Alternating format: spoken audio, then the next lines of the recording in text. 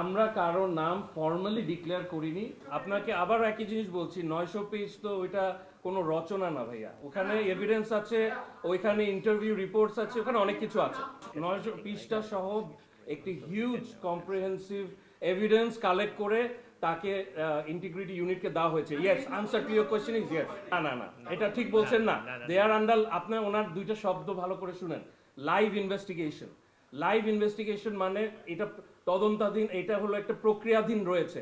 একটা আপনার আবারও বলছি আপনাকে, একটা যখন অভিযোগ থেকে শুরু হয় সেটা সাজা পর্যন্ত এটা একটা একটা লম্বা লিগাল প্রসেস, এই প্রসেসটা গো থ্রু করতে হবে। আর আমরা যেটা বলতে চাচ্ছি যে it is in the middle of the process, এবং আমরা এটা একটা সেফটি মেজার হিসেবে নিয়েছি, যেটা যে কোনো প্রসেসে এটা করা যায় এবং এটা করা সম্ভব। নো, আরো অনেকে আছে, তারা ক্রিকেট খেলে না, তারা প্লেয়ার না, এই কারণে তাদেরকে অকশনের মধ্যে আনা সম্ভব না দেখে তাদেরকে 9 জনের বাইরে প্লেয়ার আছে কিনা এটা আমাদের ইনভেস্টিগেশন কমপ্লিট হওয়ার পর বোঝা যাবে। But at the timing, for the time being, আপনাকে আশ্বস্ত করার জন্য বলছি, ফর দ্য টাইম বিং এই 9জনকে ক্রস চেক করা হয়েছে এবং এই একজনকে পাওয়া গেছে দেখে 9জনকে এক্সক্লুড করা হয়েছে। আবার ক্লিয়ার করে বলছি, এনিওয়ান যার কথা সেফটি, আপাতত এটা একটা ইনভেস্টিগেশন এবং লিগাল প্রসেস চলছে, এইটি আপনার ক্লিয়ার করে দিচ্ছি আমরা যে এনিওয়ান ইনভলভ, যেটা mister Alex martial things as a safety measure, including cricketer. আপনারা খালি এই অকশন লিস্টে যেহেতু খালি ক্রিকেটারদের ইনভলভ করা থাকে, সে কারণে ক্রিকেটারদেরটা নাম আপনারা বুঝতে পেরেছেন, বাট এর বাইরেও নাম আছে এবং তারা কোনোভাবেই সেফটি মেজারের কারণে তারা ইনক্লুডেড থাকতে পারবে না। আপনারা আসলে নামটা জানতে পেরেছেন তাদের 3টা পৃথক রিট পিটিশনের কারণে, কারণ তারা 3টা রিট পিটিশন করেছে, সেখানে তাদের নামটা পাবলিক হয়ে গেছে, আমরা আসলে বলিনি। ওইখানে পাবলিক হয়ে যাওয়ার পরে আসলে জিনিসটা আমাদের তরফ থেকে রিপিট হয়েছে, বাট এটা তারা বাদী হয়ে কেস করেছিল, 3টা কেস করেছিল, ওইখানে আসলে আপনারা নামটা জানতে পেরেছেন যে কাদেরকে আসলে ড্রাফটটা, তারপরে আপনারা লিস্টে একটা মিল করেছেন। আমরা কারো নাম ফর্মালি ডিক্লেয়ার করিনি, করবো না। As he said, it's a live investigation, এখানে আমরা কারো নাম ডিক্লেয়ার করবো না। হাউএভার, যখন প্রশ্ন এসেছে যে খালি কি ক্রিকেটাররাই এখানে ইনভলভ বা ক্রিকেটারদের এগেনস্টেই সেফটি মেজার না হবে, আনসার ইজ নো। এটা নন ক্রিকেটাররাও involve within the team or however, এবং তাদেরকে এই আসন্ন 12 বিপিএল এ পার্টিসিপেট করতে দেওয়া হবে না। এটা হয়তো আপনাদের কাছে বিভিন্ন সময়ে বিভিন্ন ওয়েতে আপনারা জানতে পারবেন। এখানে যেভাবে একবারে এটা করতে পেরেছেন, ওখানে হয়তো পারবেন না, কারণ বিভিন্ন ইনফরমেশন আমাদের কাছে বিভিন্ন সময় আসবে, and we will ensure one thing is decided, we will not allow, আমরা কাউকে যারা সাসপেক্ট এবং ওনাদের রেকমেন্ডেশনের লিস্টে আছে, প্লেয়ার্স অ্যান্ড নন প্লেয়ার্স, তাদের কাউকেই আমরা বিপিএল 12th এডিশনে ইনভলভ থাকতে দিব না ইন এনি ওয়ে।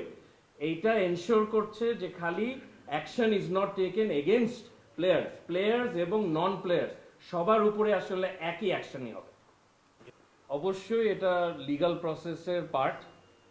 বাংলাদেশে কোনো, আপনার কোয়েশ্চেনের আনসার হল অবশ্যই, ফার্স্ট অফ অল এটা লিগাল প্রসেসের পার্ট। কেন? বিকজ আমরা আইসিসির সিগনেটারি টিম, দেশ, আমরা আইসিসির অ্যান্টি করাপশন কোড আমরা ফলো করি, আমাদের নিজস্ব অ্যান্টি করাপশন কোড অ্যাডপ্ট করা আছে। সো ইট ইজ পার্ট, আমরা যা করছি it's all part of a process. Next question আপনার হলো বাংলাদেশে দ্বন্দ্ববিধির আন্ডারে কথার কথা কোনো স্পেসিফিক আইন আছে কিনা ক্রিকেটে এরকম ফিক্সিং করলে বা এতে। আপাতত এটা নেই for the game of cricket, but অবশ্যই এই যে ঘটনা ঘটছে এটার মধ্যে ক্রিমিনাল এলিমেন্টস আছে, যেটা আমরা বিভিন্ন দ্বন্দ্ববিধির বিভিন্ন ধারায় ফেলতে পারি, সেটা আমরা পরে এটা ল এনফোর্সমেন্ট এজেন্সিকে দেব। বাট ডাইরেক্টলি ক্রিকেট বা স্পোর্টস নিয়ে এই এরকম কোনো ধারা নাই। সেটা নিয়ে আমরা যেটা বলতে চাই যে অ্যালেক্স মার্শাল, আমি ব্যক্তিগতভাবে, প্লাস বিসিবির প্রেসিডেন্ট, সিইও সহ অন্যান্য ডাইরেক্টর সবাই আমরা পারসু করছি from the game of cricket with the government and the state, যে একটি আইন, স্পেশালাইজড আইন করা উচিত, এবং এটা নিয়ে বিভিন্ন এজেন্সির সাথে, বিভিন্ন নীতি নির্ধারণী সংস্থাদের সাথে কথা হচ্ছে আমাদের, এবং আমরা রেকমেন্ড করছি যে এরকম একটি law must be enacted to this effect, to criminalise fixing, match fixing and corruption in cricket and other sports. এটি আপাতত নেই। আপনার থার্ড কোয়েশ্চেন ছিল হলো যে এইটা কি প্রক্রিয়ার আন্ডারে করা হচ্ছে, রাইট? ও আচ্ছা, এটা আমার জানা মতে ক্রিকেটে এরকম হয়তো নজির আছে কিনা আমার জানা নেই, সত্যি কথা আমার আসলে জানা নেই। হাউএভার একটা জিনিস আপনাদেরকে বুঝতে হবে যে the current president, even the past president, plus the board and everyone else including আপনারা সবাই কিন্তু একটা জিনিসে একমত, সেটা হলো no space, zero tolerance for corruption, right? Zero tolerance for corruption and fixing. এটি একটি একদম স্ট্যাবলিশ সত্য যে ম্যাচ ফিক্সিং বাংলাদেশ ক্রিকেটে হয়েছে এবং সেটাকে আমরা দূর করতে চাই। সো আপনি এটাকে দেখবেন যে আমরা প্রতিটা পদক্ষেপ যে নিচ্ছি এটা যদি প্রেসিডেন্ট নাও থাকে এটা কি আসলে আমরা প্রপারলি নিচ্ছি কিনা।